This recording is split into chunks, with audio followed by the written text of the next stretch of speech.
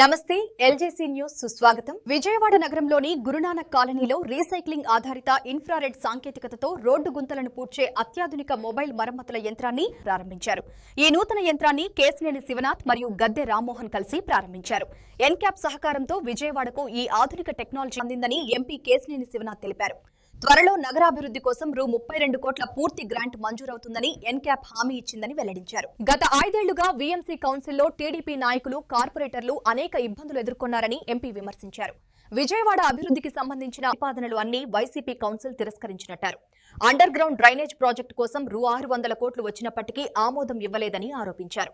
ఇంకా 5-6 రోజుల్లో YCP council రద్దు కానుందని, అది విజయవాడ నగరానికి ఉపశమనం అవుతుందని ఎంపీ వ్యాఖ్యానించారు.